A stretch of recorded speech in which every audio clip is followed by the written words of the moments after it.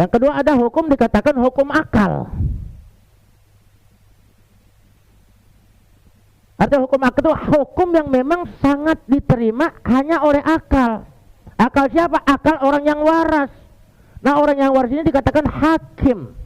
Sebab kalau orang akalnya kagak waras kagak boleh jadi hakim. Definisinya seperti apa? Idrakul hakim subuta amrin au nafyahu anhu. Penemuan orang yang bijak, orang yang cerdas, idrakul hakim.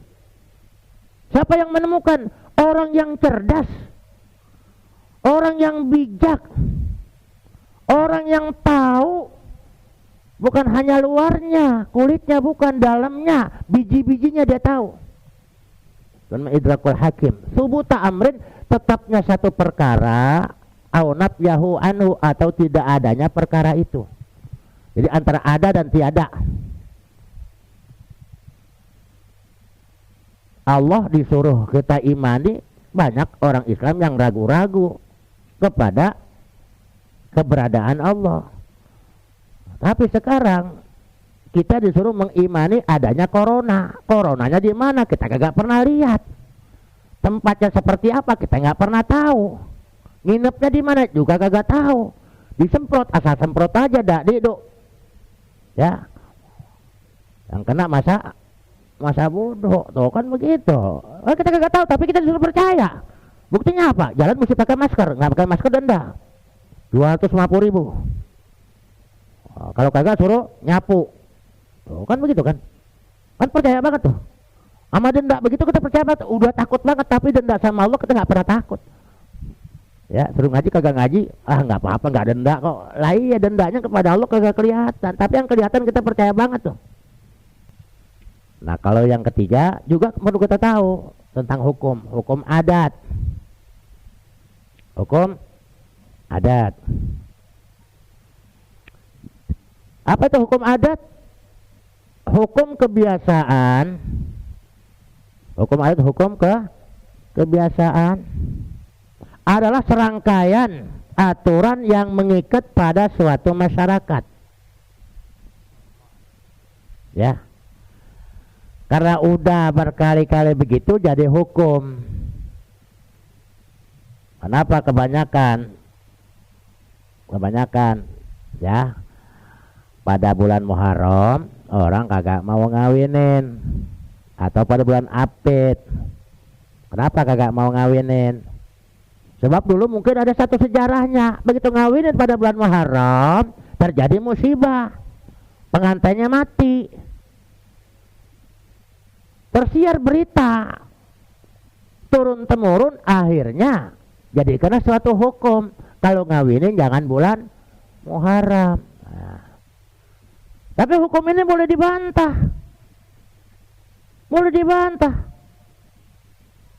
Kenapa? Hukum adat masing-masing daerah beda-beda.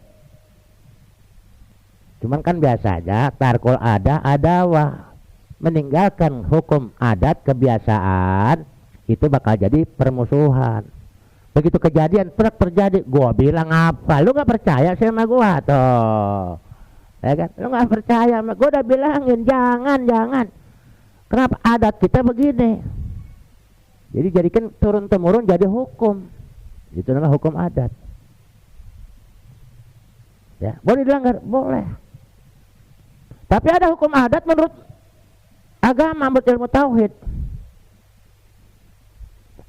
Apa? Adanya api bisa membakar. Ya. Dia angus lantaran tersentuh api. Tidak akan terjadi angus kalau kagak tersentuh api. Ya. Adanya kenyang karena adanya makan. Kan gitu kan?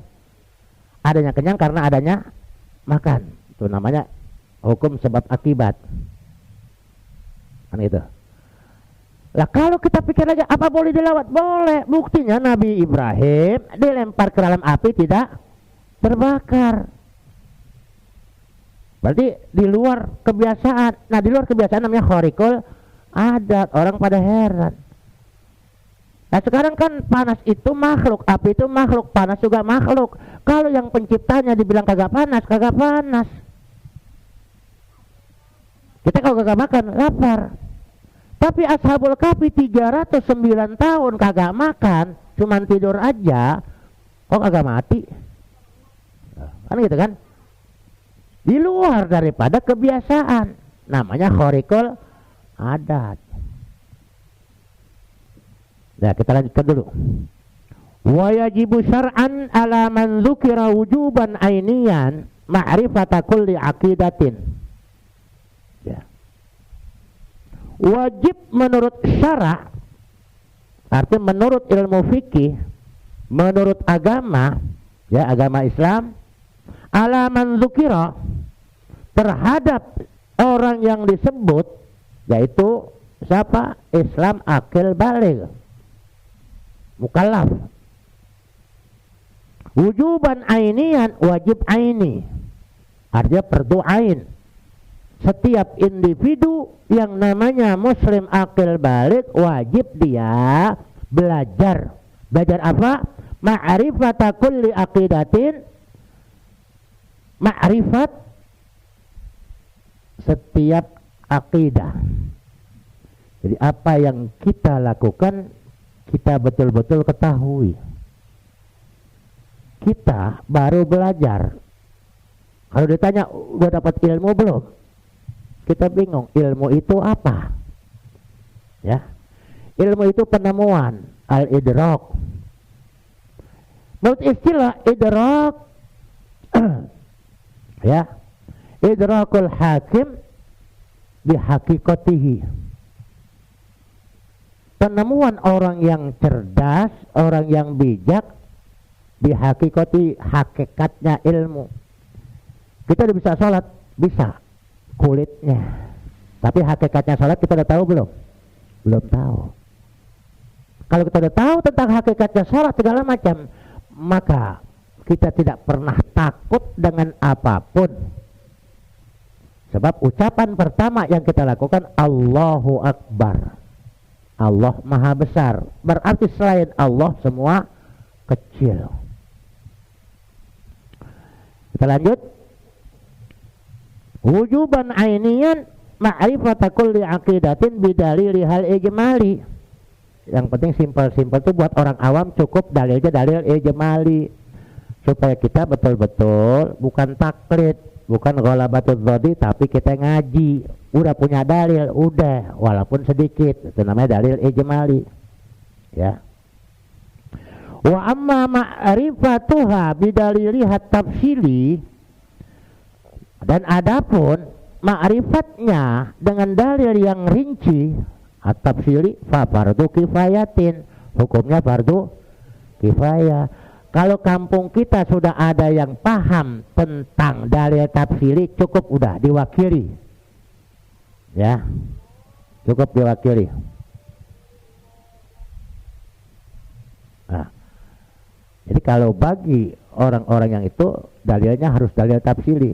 Kenapa perlu dalil tafsili? Dikhawatirkan, nah dengan fayajibu ala ahli kulli nahiyatin, bagi orang yang keliling, berjalan, berdakwah, mendakwahkan tentang ilmu tauhid, itu dikatakan ahlu kulli nahiyatin, ahli orang yang keliling kemana-mana. Ya, naha, yanhu, nahwan.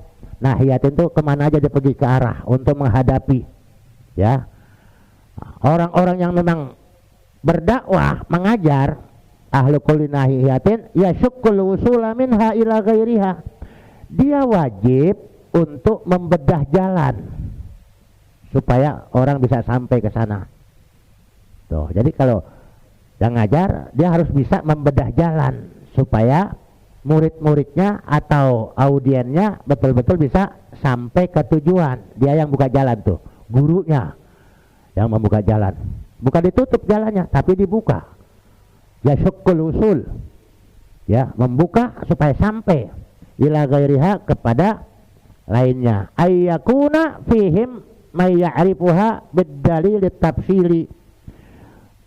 Jadi mesti ada di antara mereka, di antara jamaah, ya, may ya'rifuha, orang yang tahu, yang ma'rifat bid-dalil tafsiri, dengan dalil yang rinci.